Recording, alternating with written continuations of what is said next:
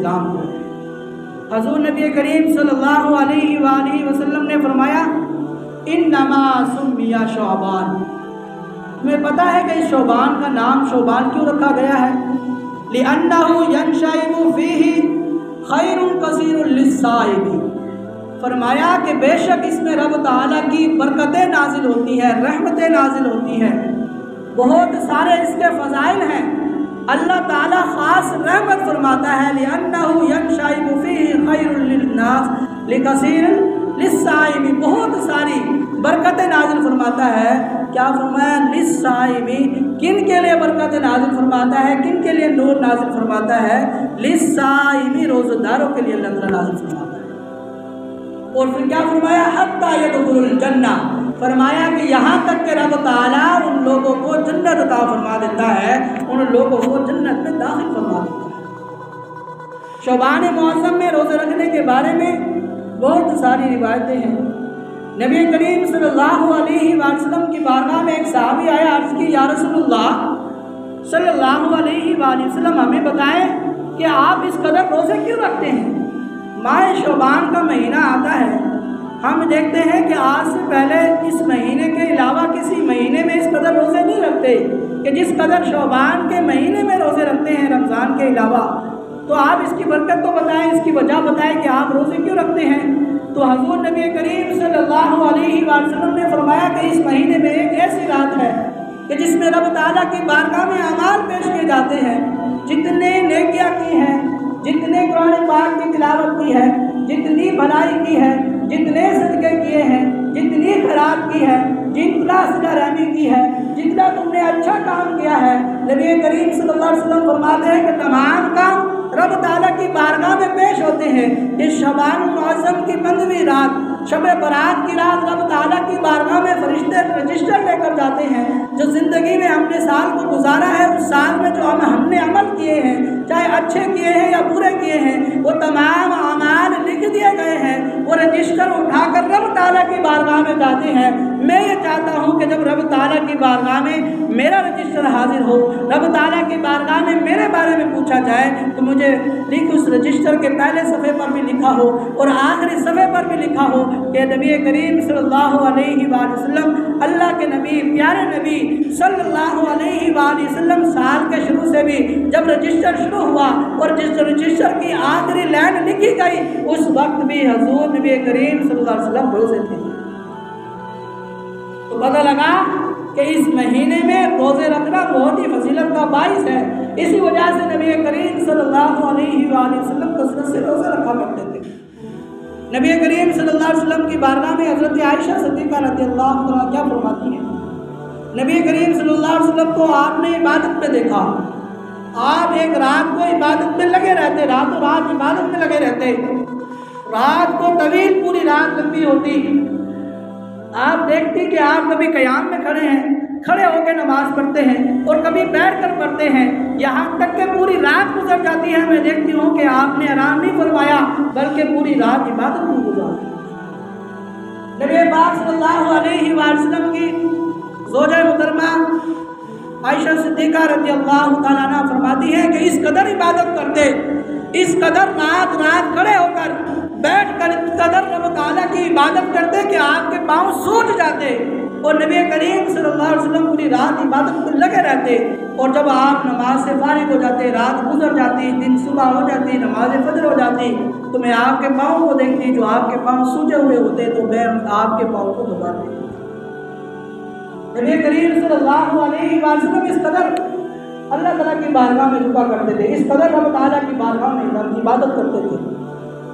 نبی کریم صلی اللہ علیہ وسلم رات کو آرام فرمائے، حضرت جبریل امین آتے ہیں کہ اللہ کے نبی محمد صلی اللہ علیہ وسلم آپ کھڑے ہو جائیے اور نماز ادا کریں۔ نبی کریم صلی اللہ علیہ وسلم رات کو بیدار ہوئے، آپ کھڑے ہوئے، آپ نے نماز ادا کی۔ نماز ادا کرنے کے بعد جبریل امین نے عرض کیا کہ اللہ کے نبی اپنے ہاتھوں کو اور سر کو آسمان کی طرف کیجیے، اس طرف متوجہ ہوئیے۔ تو آپ نبی کریم صلی اللہ علیہ وسلم نے پوچھا کہ جبریل اس کی وجہ بتاؤ کہ آج کون سی رات ہے کہ جس کی وجہ سے تم نے آ کر مجھے جگایا اور یہ کہتے ہو کہ اپنے سر مبارک کو اور اپنے ہاتھوں کو آسمان کی طرف بلند کریں، اس کی وجہ تو بتائیں۔ نبی کریم صلی اللہ علیہ وسلم کی بارگاہ میں جبریل امین عرض کرتے ہیں کہ اللہ کے نبی، یہ وہ رات ہے جس میں رب تعالیٰ رحمت کے 300 دروازے کھول دیتا ہے، 300 دروازے۔ اور فرمایا کہ اس رات میں شراب نوشی کرنے والا، بغض کرنے والا، کینہ رکھنے والا، نبی کریم صلی اللہ علیہ وسلم کی بارگاہ میں بتایا کہ یہ وہ لوگ ہیں کہ جنہیں رب تعالیٰ اس رات میں بخشتا نہیں ہے۔ اس کے علاوہ جتنے بھی لوگ ہوتے ہیں، جتنے بھی گناہوں سے توبہ کرتے ہیں، رب تعالیٰ تمام کو بخش دیتا ہے۔ نبی کریم صلی اللہ علیہ وسلم کی بارگاہ میں جبریل امین سے حضور علیہ السلام نے پوچھا کہ اچھا شرابی ہو، بغض رکھنے والا ہو، کینہ رکھنے والا ہو، تو اللہ تعالیٰ ان کی مغفرت کب فرمائے گا؟ نبی کریم صلی اللہ علیہ وسلم کی بارگاہ میں عرض کیا کہ اللہ کے نبی، کہ یہ وہ لوگ اگر جو آپس میں بغض رکھتے ہیں، اگر یہ بغض کو ختم کر دیں اور سچی توبہ کر لیں تو رب تعالیٰ ان لوگوں کو بھی بخش دے گا، سچی توبہ کریں۔ اور فرمایا کہ کینہ رکھنے والا، یہاں تک کہ وہ کینہ رکھتا ہے، بغض رکھتا ہے دوست سے، فرمایا کہ اگر اس سے وہ کلام نہ کرتا ہو اور یہ رات بھی اس طرح گزر جائے، وہ توبہ نہ کرے، حضور نبی کریم صلی اللہ علیہ وسلم نے آپ سے کہا کہ جبریل اگر وہ آپس میں کلام نہ کرے اور یہ رات گزر جائے تو ان کے ساتھ کیا معاملہ ہوگا؟ تو آپ نے فرمایا، اگر وہ عرض کی کہ یا رسول اللہ صلی اللہ علیہ وآلہ وسلم، اگر یہ آپس میں کلام نہ کرے اور کینہ ان میں باقی رہے اور یہ رات بھی گزر جائے، اگر اس پر وقت طاری ہو جائے، یعنی وقت موت کا نزا کا وقت آ جائے، یہ مرنے کے والے اسٹیج پہ آ جائے، اور فرمایا کہ اگر اس وقت بھی اگر یہ سچے دل کے ساتھ توبہ کر لے، اس سے کلام ہی کر لے، تو رب تعالیٰ اس وقت بھی شخص کو بخش دے۔ نبی کریم صلی اللہ علیہ وسلم نے فرمایا کہ جبریل امین نے مجھے بتایا کہ شراب پینے والے کو رب تعالیٰ جب تک نہیں بخشتا جب تک وہ سچی توبہ نہ کرے۔ اس رات میں شعبان المعظم کی 15ویں رات، جس میں بخشش کے پروانے عطا کیے جاتے ہیں، رحمت کے 300 دروازے کھلتے ہیں، اور فرمایا کہ ایک ایک دروازہ ان لوگوں کے لیے بھی کھلا رہتا ہے کہ اگر شرابی ہے تو اس کے لیے ایک رحمت کا دروازہ ہمیشہ کھلا رہتا ہے کہ وہ سچے دل کے ساتھ توبہ کرے، اللہ تعالیٰ اس کی توبہ قبول فرما دے۔ بغض رکھنے والا اس بغض کو ختم کر دے کہ اس کی توبہ، اگر وہ توبہ کرے تو رب تعالیٰ اس کے لیے قبول فرما لے، اس کے لیے بھی ایک دروازہ کھلا رہتا ہے۔ اور 300 دروازوں میں ایک ایسا بھی دروازہ ہوتا ہے جس میں کینہ رکھنے والا، ایک دوسرے سے کلام نہ کرنے والا، مرتے دم بھی اگر سچی توبہ کر لے تو رب تعالیٰ اسی وقت اس کی توبہ قبول فرما لیتا ہے، اس کی بخشش فرما لیتا ہے۔ میرے نبی پاک صلی اللہ علیہ وسلم نے یہ باتیں سنی۔ آپ جنت البقیع میں تشریف لے گئے۔ جنت البقیع میں تشریف لے جانے کے بعد رب تعالیٰ کی بارگاہ میں جھک گئے، سجدہ کیا، رب تعالیٰ کی عبادت کی اور دعا کی، اعوذ بکا بعفوکا من عذابکا، اعوذ برضاکا من سخطکا، واعوذ بکا منکا جل ثناؤکا لا ابلغ الثناء۔ فرمایا کہ لا ابلغ الثناء علیک انت کما اثنیت۔ نبی کریم صلی اللہ علیہ وسلم نے رب تعالیٰ کی بارگاہ میں دعا کی۔ کیا دعا کی؟ اعوذ بعفوک من عقابک۔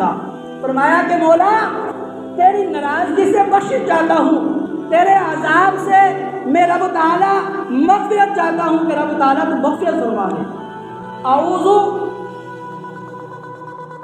برضاک من عقابک، مولا تیری رضا چاہتا ہوں، جو تیری ناراضگی ہے اس کو ختم فرما دے، اپنی رضا ہمیں خوشنودی عطا فرما، ہمارے ہم سے عذاب کو دور فرما، ہم پر اپنی رحمت کی میٹھی نظر فرما، مغفرت فرما۔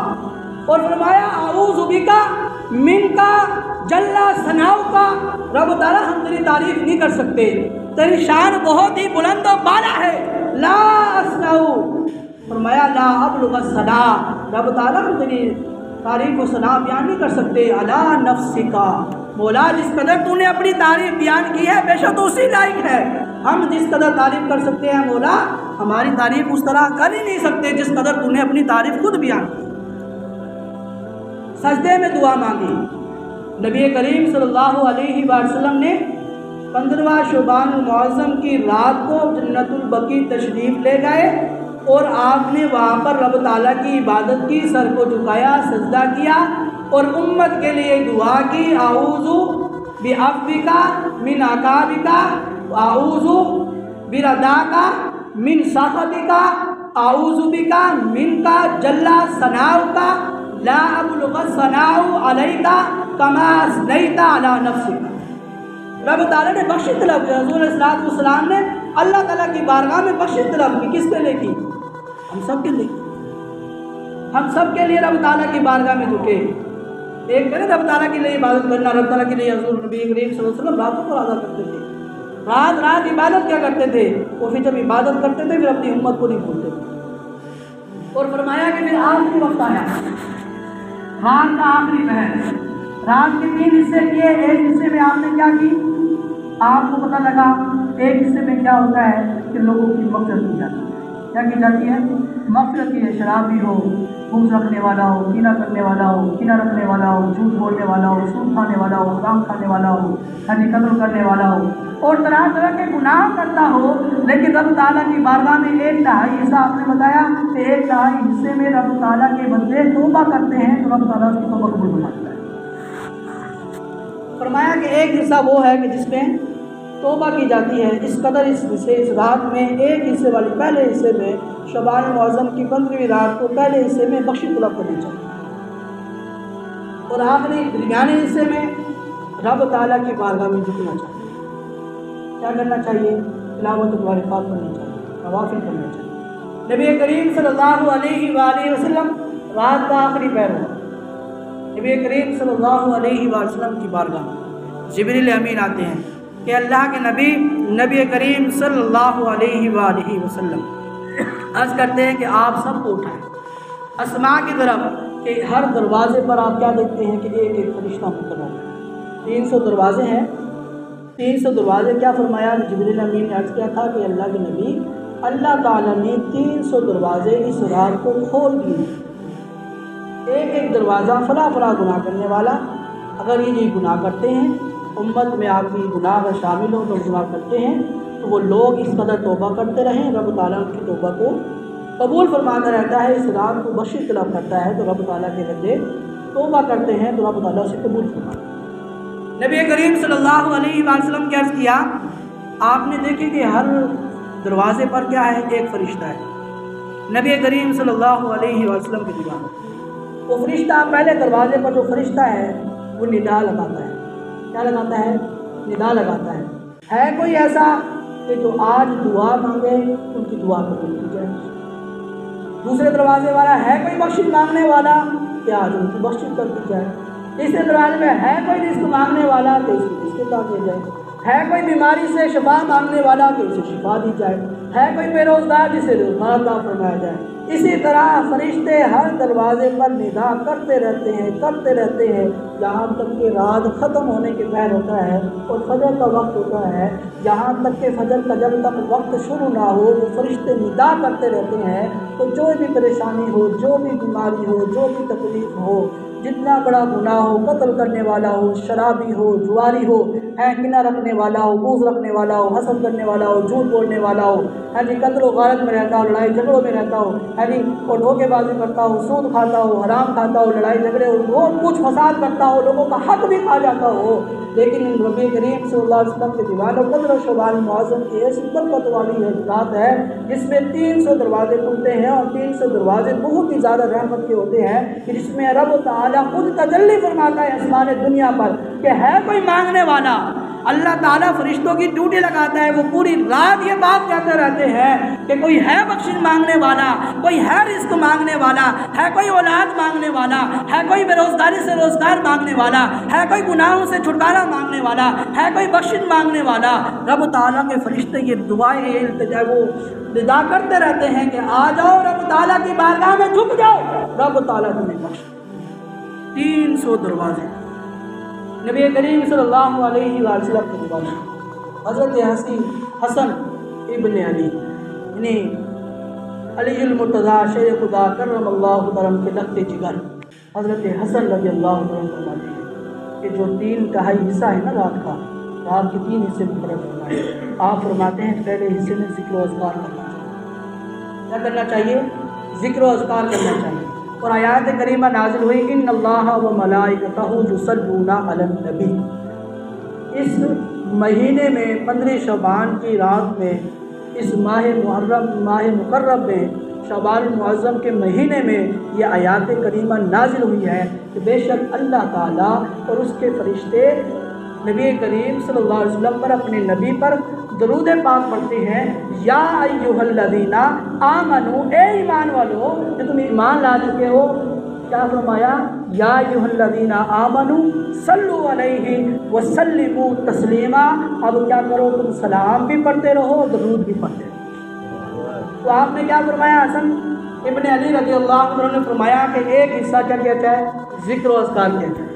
اس ذکر و اذکار میں اور یہ بھی فرمایا گیا ہے کہ یہ وہ مہینہ ہے جس میں نبی کریم صلی اللہ علیہ وسلم کو روزے رکھنا بہت پسند ہے۔ حضرت عائشہ صدیقہ فرماتی ہیں کہ اس قدر روزے رکھتے ہیں، پورا مہینہ روزے رکھتے ہیں، یہاں تک کہ روزے رکھتے رکھتے ماہ رمضان کے بھی روزے رکھتے ہیں، پورے مہینے کے 2 مہینے سمجھو رکھتے ہیں، اس قدر آپ روزے رکھتے ہیں۔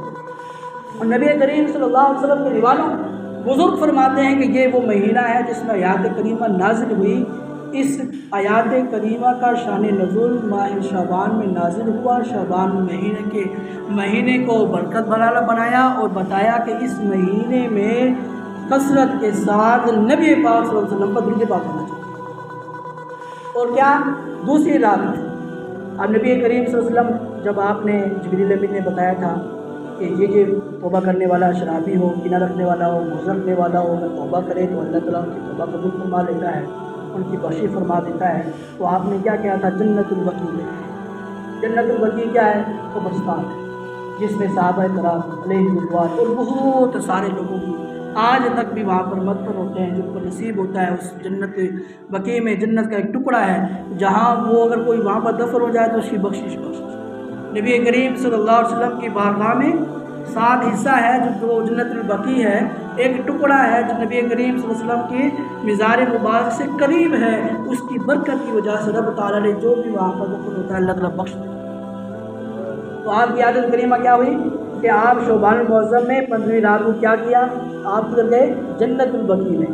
تو ایک سنت یہ بھی پتہ لگا کہ آخری حصے میں ہمیں چاہیے کہ ہم قبرستان جائیں، اپنے عزیز و قارب کو سلام کریں، ان کے لیے احسان ثواب کریں، ان کے لیے دعائیں کریں۔ کہ آپ نے کیا دعا کی تھی؟ اعوذ بعفوک من عقابک، اعوذ برداک من سخطک، اعوذ منک جل ثناؤک لا ابلغ الثناء علیک۔ اور کیا فرمایا؟ علی نفسک، کہ رب تعالیٰ ہم تیری تعریف بیان کرتے ہیں، ہم تجھ سے بخشش مانگتے ہیں، ہم تجھ سے تیرے عذاب سے پناہ مانگتے ہیں۔ تو جب قبرستان جائے تو کیا کرے؟ اپنے عزیز و قارب کے لیے دعا کرے، جس طرح نبی کریم صلی اللہ علیہ وسلم نے دعا کی اپنی امت کے لیے کہ مولا عذاب سے محفوظ فرما اور عذاب کو دور فرما دے، مولا مغفرت عطا فرما، عذاب سے پناہ عطا فرما۔ تو کیا طلب کی؟ مغفرت طلب کی۔ تو ہمیں بھی چاہیے کہ ہم بھی عزیز و قارب قبروں پر جائیں۔ جمعے والے دن تو اور بھی فضیلت ہوتی ہے، دن دگنا رات چونا، جس طرح ہم کہتے ہیں کہ ہمیں ترقی ہو، دن دگنی رات چونی ترقی ہو، رنگ لگ جائے، تو اسی طرح ترقی والی وہ رات بھی ہے جس میں رب تعالیٰ کئی ہزار لوگوں کو بخشتا ہے۔ اور نبی کریم صلی اللہ علیہ وسلم نے فرمایا شعبان المعظم کی ایک رات، 15ویں شعبان المعظم کی رات کی بات فرمایا کہ ایک ایسی رات ہے جس میں رب تعالیٰ بنو قلب ایک ایسی قوم ہے جو بہت ہی زیادہ رب کے اندر بکریاں پالتی ہیں، ان سے زیادہ کسی کے پاس بکریاں ہوتی نہیں، اس قدر ان کے پاس ریوڑ ہوتا تھا، اس قدر ان کی طرح طرح کی قسموں کی ان کے پاس بکریاں ہوتی تھیں، نسلیں ہوتی تھیں، اور بہت ہی زیادہ ان کے پاس بکری انتہا کی ہوتی تھی۔ حضور نے فرمایا کہ بنو قلب بکریاں پالنے والوں سے جتنی ان کی بکریاں تھیں، فرمایا کہ ان بکریوں پر جتنے بال تھے ان بالوں سے بھی زیادہ رب تعالیٰ اس رات میں لوگوں کی مغفرت فرماتا ہے۔ اور پھر رب تعالیٰ اس رات کو کیا حکم فرماتا ہے؟ جبریل امین کو اللہ تعالیٰ فرماتا ہے کہ اے جبریل جنت کو حکم دے سور جا، جنت کو حکم دے کہ تو سور جا، خوبصورت ہو جا، اور تیرے حسن میں اضافہ ہو جائے تو خوبصورت ہو جا۔ اور پھر جبریل امین کیا کہتے ہیں؟ جنت کو جاتے ہیں، جنت کو حکم دیتے ہیں، وہ جنت حسین و ترین عجوبے بہت ہی زیادہ حسین و ترین ہے اور حسن میں اضافہ ہوتا ہے۔ فرماتے ہیں یہ رات وہ ہے جس میں رب تعالیٰ کیا فرماتا ہے، کئی ہزار لوگوں کو بنی کلب کی بکریاں، جیسے میں نے بھی آپ کو بتایا، فرمایا کہ تجھے بتاتا ہوں اے جنت کہ اس وجہ سے تو سنور رہی ہے کہ بہت سارے لوگوں کو بنو کلب کی بکریوں کے بالوں سے بھی زیادہ رب تعالیٰ نے لوگوں کو جہنم سے آزاد کر دیا ہے، تو آج سنور جا کے اس میں داخل ہونے والا۔ شعبان معظم کی رات کو رب تعالیٰ کیا فرماتا ہے، بخشش فرماتا ہے، چھٹکارا فرماتا ہے، جہنم سے آزادی عطا فرماتا ہے، اور جہنم سے آزادی جس کو ہو جائے تو اس کا مقام کیا ہوگا، اس کا مقام آخری جگہ جنت ہے، جہنم سے آزاد کر دیا جاتا ہے۔ نبی کریم صلی اللہ علیہ وسلم کی دعا، حضور علیہ السلام کے سنت مبارکہ میں پتہ لگا۔ اب یہاں پر ہمیں تین حصے دیے، تین حصے۔ پہلے ہمیں حصہ کیا ملا، شعبان معظم کی 15ویں رات کو ہمیں کیا کرنا چاہیے، ذکر و اذکار کرنا چاہیے، بخشش مانگنی چاہیے، رحمت مانگنی چاہیے، اولاد مانگنی چاہیے، روزگار مانگنا چاہیے، اور اس کے بعد مالداری اور کئی قسم کی دعائیں ہوتی ہیں جو شخص چاہتا ہے کہ مجھے رب تعالیٰ عطا کرے، تو پہلا حصہ کیا مقرر فرمایا کہ اس حصے میں اگر تم دعائیں مانگتے ہو تو رب تعالیٰ تمہاری دعائیں قبول کرتا ہے، بخشش مانگتے ہو تو رب تعالیٰ بخشش فرماتا ہے، اور اگر تم رزق مانگتے ہو تو اللہ تعالیٰ تمہیں رزق کا ذریعہ عطا فرماتا ہے۔ اور دوسرا حصہ کیا فرمایا کہ اب تم مانگ لیا، جی تم نے اپنا حصہ مانگا، دعا مانگتے رہے، روزگار کرتے رہے، رب تعالیٰ کی عبادت کرتے رہے۔ دوسرا حصہ کیا فرمایا کہ اب جاؤ اپنے عزیز و قریب دنیا سے رخصت ہوئے، ان کے لیے بھی کچھ کرو۔ کیا فرمایا آپ نے، کیا کیا، جنت البقیع کے دعائیں مغفرت کی، کیا کی، دعائیں مغفرت کی، ان کے لیے مغفرت کی دعا مانگی، ان کے لیے رحمت کی دعا مانگی، عذاب سے پناہ مانگی۔ تو جس طرح نبی کریم صلی اللہ علیہ وسلم کی سنت میں بتایا ہے کہ آپ کو بستان گئے، آپ نے اپنے صحابہ کرام اور جتنے بھی آپ کی امت کے مدفن تھے، آپ نے کیا کیا، ان کے لیے دعائیں، ان کے لیے مغفرت رکھی، ان کے لیے عذاب سے دوری کے لیے دعا کی۔ اور تیسرا حصہ کیا کیا، وہ تیسرا حصہ کون سے والا، جس میں رب تعالیٰ کے فرشتے آخری رات کے حصے تک، فجر کے طلوع ہونے سے پہلے تک فرشتے ندا کرتے رہتے ہیں۔ رب تعالیٰ حکم فرماتا ہے کہ فرشتوں تمہاری ڈیوٹی ہے، اس وقت تک تم نے ندا کرتے رہنے ہیں، تم نے یہ پکارتا رہنا ہے کہ جو آئے بخشش مانگنے آئے اسے بخشش عطا دی جائے گی، جو رزق مانگے گا اس کے لیے۔ تو ذکر و اذکار کا حصہ پہلے والا، اور جنت اپنے لیے مغفرت مانگنے والا پہلا حصہ، اور اس کے بعد دوسرا حصہ اپنے قریب کے لیے، تیسرا حصہ اپنے لیے بھی ہے اور دوسروں کے لیے کہ رب تعالیٰ کے فرشتے ندا کرتے رہتے ہیں۔ تو چاہیے کہ رب تعالیٰ کی بارگاہ میں اور نبی کریم صلی اللہ علیہ وسلم کی سنت مبارکہ اور صحابہ کرام رضوان کی سنت مبارکہ، تو جب شعبان کا مہینہ آتا نا، کسی کو قرض دینا ہوتا، کسی سے قرض لینا ہوتا، کسی کا مال دینا ہوتا، کسی سے مال لینا ہوتا، جی خرید و فروخت کرنی ہوتی، تو وہ تمام کے تمام کام ان کا یہ خاصیت تھی، صحابہ کرام رضوان کی خاصیت تھی کہ وہ جب یہ مہینہ پاتے نا تو اس میں تمام کام ختم کر دیتے۔ کسی سے قرض لینا ہوتا لے لیتے، دینا ہوتا دے دیتے، ساز و سامان بیچنا ہوتا بیچ لیتے، اگر خریدنا ہوتا خرید لیتے، یہاں تک کہ قرض دار سے بھی فارغ ہو جاتے، مالداری سے بھی، اور سارے کاموں سے فارغ ہو کر آپ کیا کرتے، ماہ رمضان کے آنے سے ایک رات پہلے تمام کاموں سے فارغ ہو جاتے۔ پہلے تو کوشش کرتے کہ ماہ شعبان میں ہی فارغ ہو، مہینہ پورا کیا کریں حضور کی سنت پسندیدہ، رب تعالیٰ کے حضور کیا کرتے ہیں پورا مہینہ شعبان کے پسند۔ تو صحابہ کرام رضوان چاہتے تھے کہ ہم بھی عبادت کریں، تو وہ بھی چاہتے تھے اپنے اعمال کو، سارے کاموں کو ختم کر دیں، اس کے بعد کیا کریں، ماہ رمضان میں سکون سے روزے رکھیں، کوئی پریشانی نہ ہو۔ اور پتہ کیا کرتے تھے، صدقہ اور خیرات کرتے تھے، شعبان زکوٰۃ نکالتے تھے، تاکہ وہ کہتے تھے کہ جو ہم زکوٰۃ نکالتے ہیں، جو صدقہ و خیرات کرتے ہیں، جو غریب ہوتے ہیں، مسکین ہوتے ہیں، جن کے پاس ذریعے نہیں ہوتے، جن کے پاس وسائل نہیں ہوتے، کھانے پینے اور رہنے اور جگہ کی صدقہ و خیرات کے جو مستحق ہوتے ہیں، ان تک صدقہ و خیرات کو پہنچا دیتے، اپنی زکوٰۃوں کو وہاں تک دے دیتے کہ تمہارے پاس یہ زکوٰۃ پہنچ جائے، کہ وہ غریب، وہ مسکین، وہ جو حقدار ہیں، زکوٰۃ کے مستحق ہے، ان تک یہ مال و دولت پہنچ جائے، تو پھر کیا ہوگا کہ وہ ماہ رمضان میں سکون سے روزے۔